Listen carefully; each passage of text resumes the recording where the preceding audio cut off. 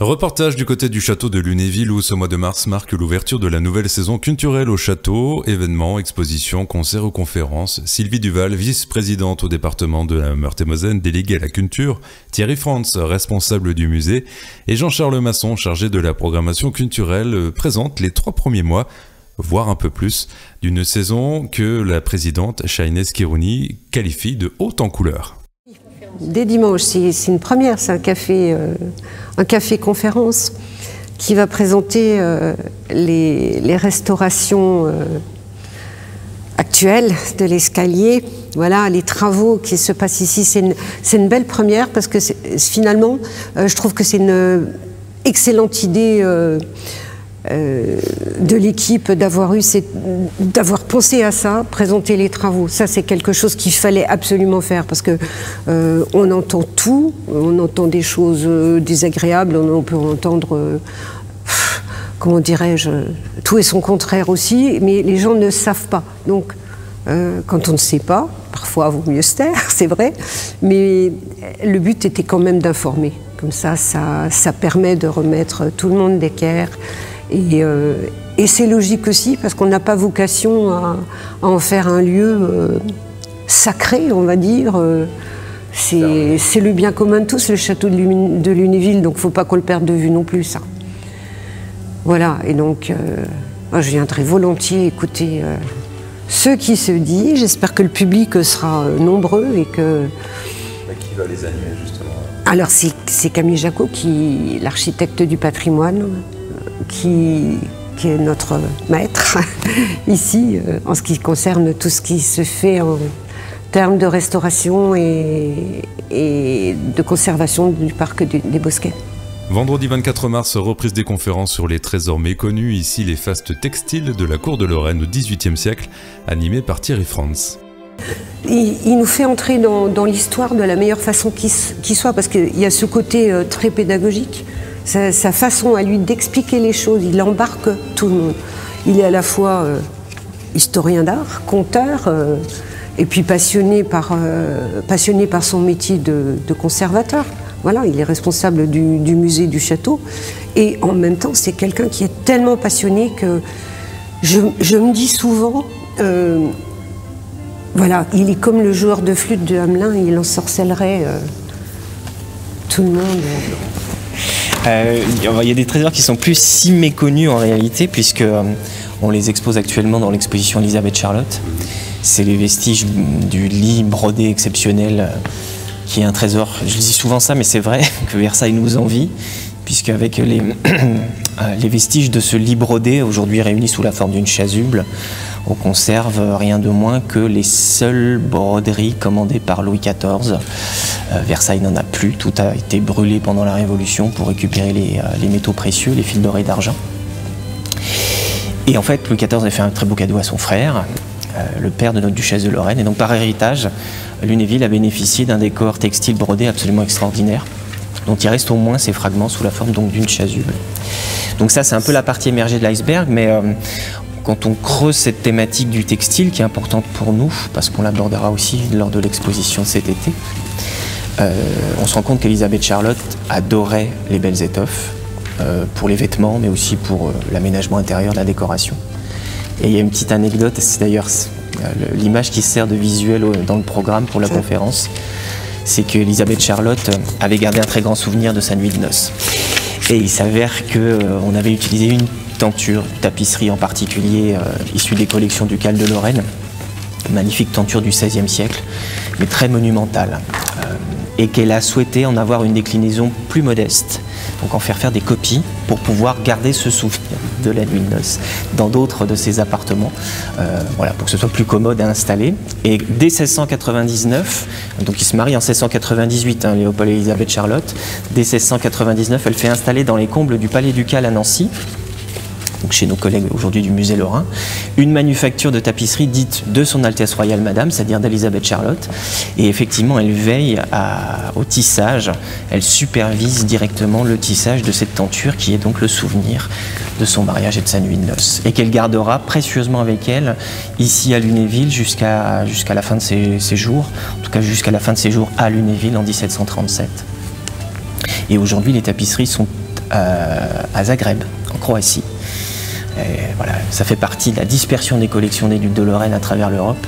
Elles ont été offertes après la mort d'Élisabeth Charlotte.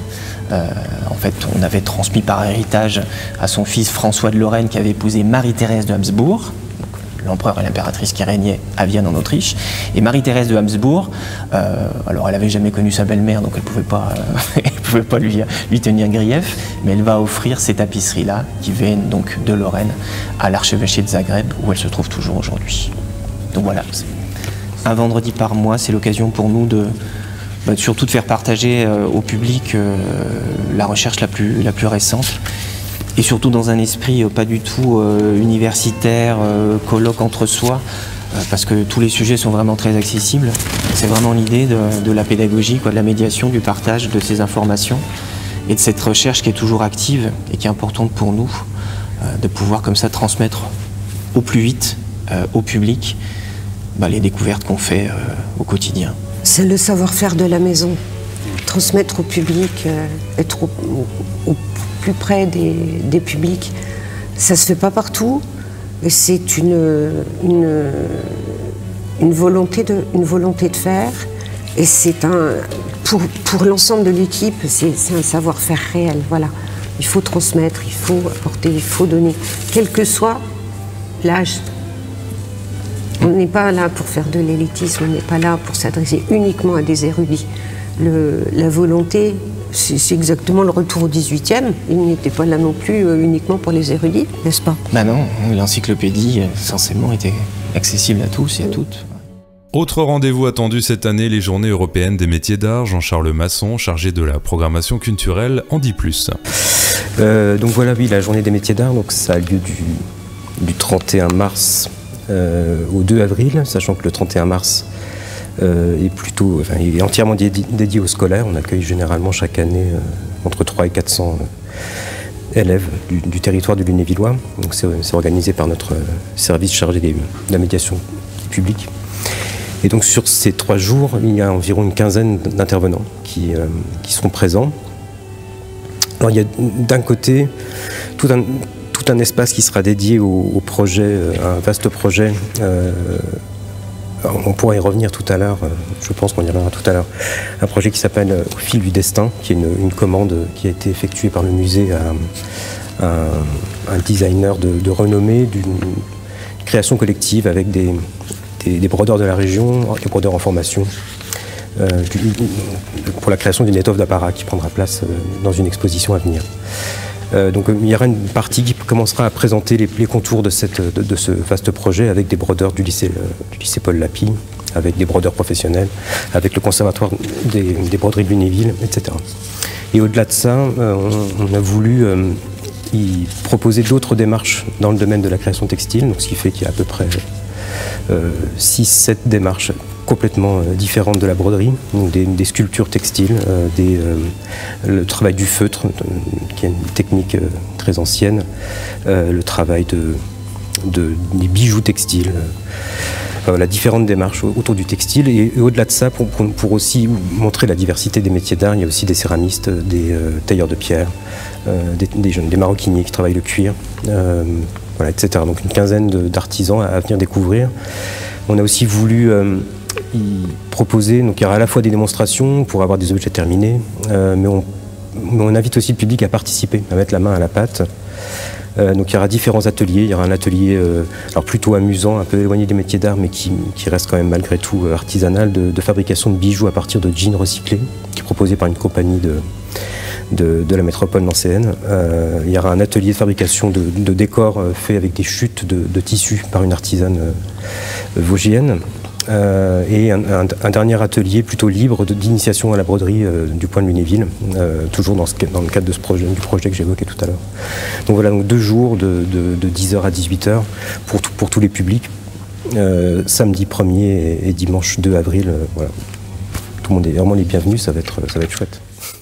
Un peu plus tard, le 13 mai, le château de Lunéville propose pour sa 2e participation des visites et animations spécifiques dans le cadre de la Nuit européenne des musées.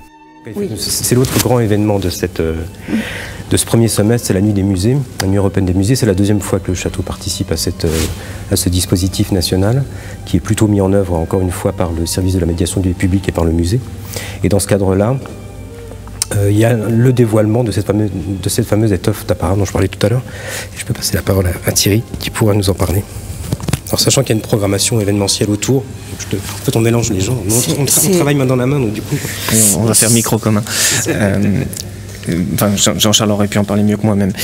Il y a cette thématique du textile qui est importante pour nous, justement parce qu'elle est liée à cette commande, donc une création textile qui vient compléter un objet patrimonial et qui a pour nous beaucoup de sens. Alors cet objet patrimonial, c'est le miroir de toilette que la duchesse de Lorraine utilisait tous les matins pour faire sa toilette devant la cour, parce que c'est pour nous vraiment un symbole très fort de l'identité finalement historique du château de Lunéville, qui est bien le Versailles lorrain, puisque comme à Versailles, la souveraine fait sa toilette devant la cour, en public. Alors en réalité, on la maquille, on la coiffe, on essaye de la rendre au mieux la plus belle possible, parce que la pauvre n'était pas forcément gâtée par la nature. Mais bref, ça c'est une autre histoire. Et ce miroir-là, qui est une grande acquisition importante, ambitieuse du conseil départemental et qui est un peu la pierre de refondation du futur château-musée sur lequel on travaille d'arrache-pied, ce miroir sera complété justement par cette création textile, parce qu'en fait c'est un miroir qui est fait pour être posé sur une table.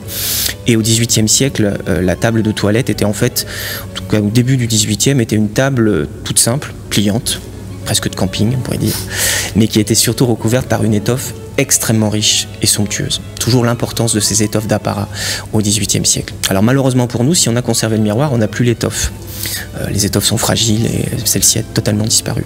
Et donc c'est là qu'est née l'idée, comme nous travaillons aussi pour l'horizon de développement du château de Lunéville sur l'excellence des métiers d'art, leur ancrage aussi sur le territoire, leur visibilité, leur pérennité aujourd'hui encore, comme d'ailleurs il l'était au XVIIIe siècle en Lorraine, hein, Lunéville étant une vitrine en fait à l'époque des ducs de l'excellence des métiers d'art au XVIIIe siècle. Et finalement ces métiers d'art sont toujours bien présents en Lorraine, et en particulier autour du textile. Et là donc on vient à cette idée en fait d'avoir commandé alors un designer contemporain, Pierre-Marie Agen, qui est même plutôt ornemaniste d'ailleurs, donc une spécialité intéressante en lien direct avec le XVIIIe, mais vraiment avec une esthétique contemporaine.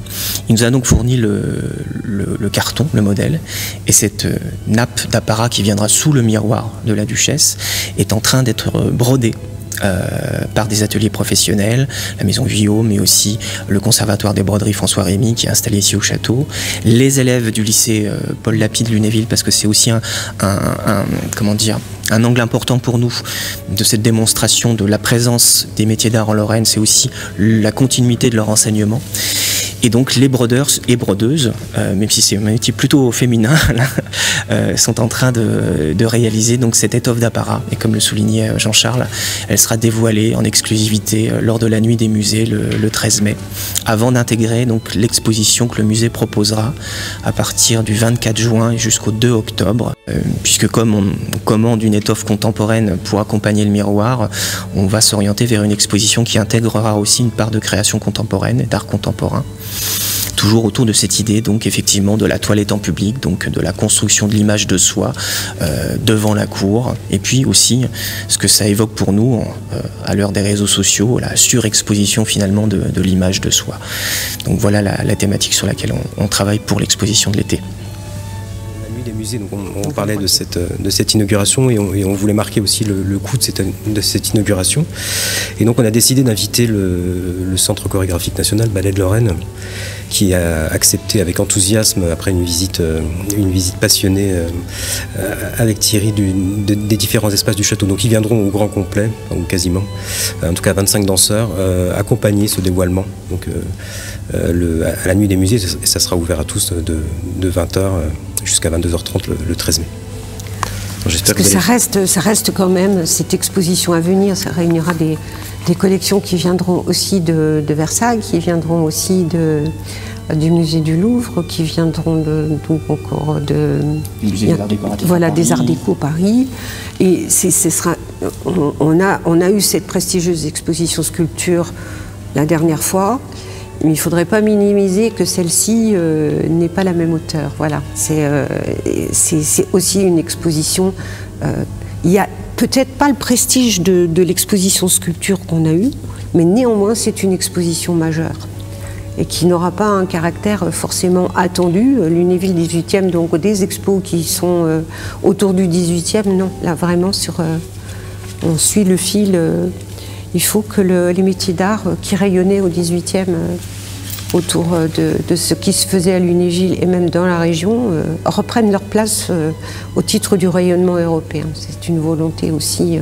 Ce château avait cette place, ce château avait un rayonnement européen. Il faut lui redonner son âme et le resituer dans le contexte dans lequel il était au 18e.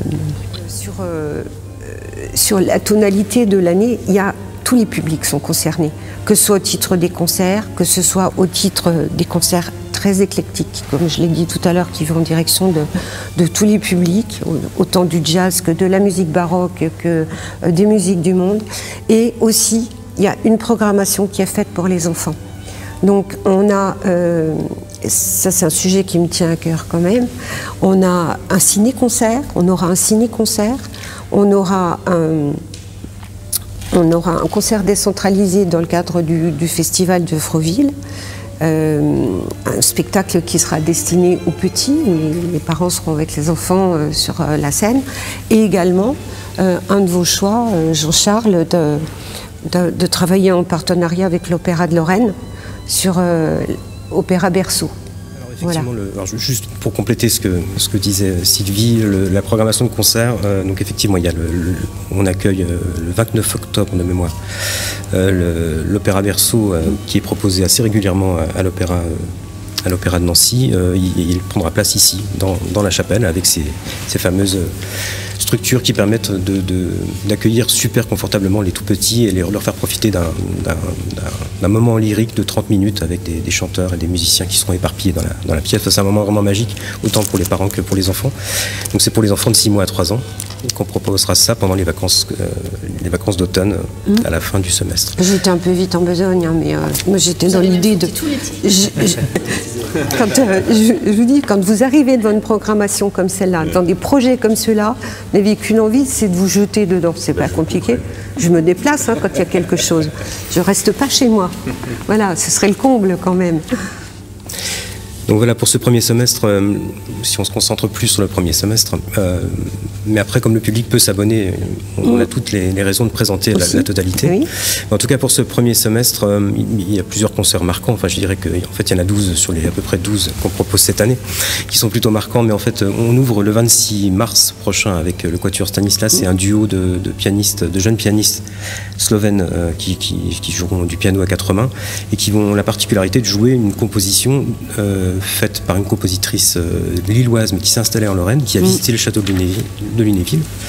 Alors sachant qu'elle travaille aujourd'hui dans de nombreux pays pour ses compositions, et elle a été assez stupéfaite par sa découverte du château de Lunéville, et elle a décidé d'en faire une composition. Et donc le Quatuor Stanislas, Quatuor à cordes, sera accompagné de 2 pianistes pour jouer cette pièce pour la 2e fois dans la chapelle du château de Lunéville. On ne pouvait pas passer à côté d'une chose comme ça.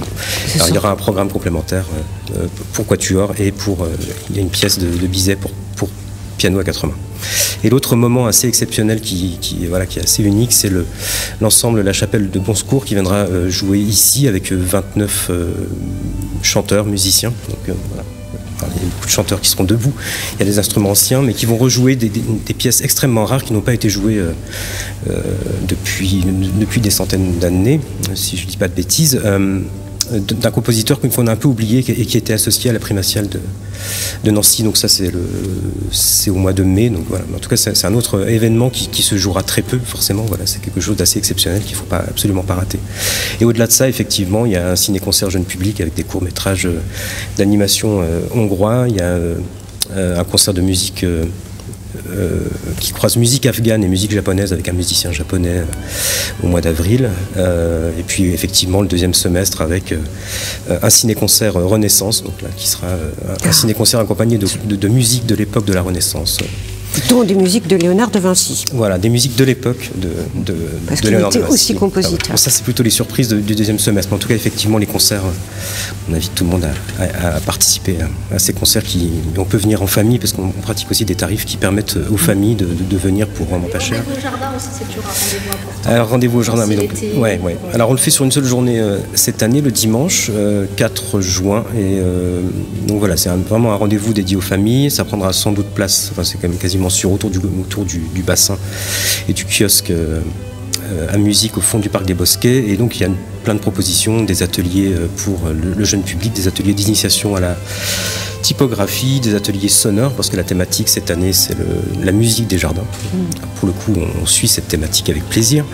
Il y aura un manège à énergie parentale avec un orgue qui permettra de générer des sons. Il y aura des siestes musicales avec des transats de la Cité des Paysages de Sion.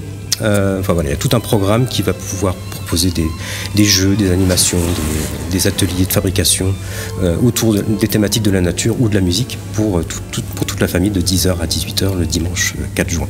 La programmation complète et détaillée est à retrouver en ligne sur châteaulunéville.meurthe-et-moselle.fr et sur la page Facebook Château Lunéville.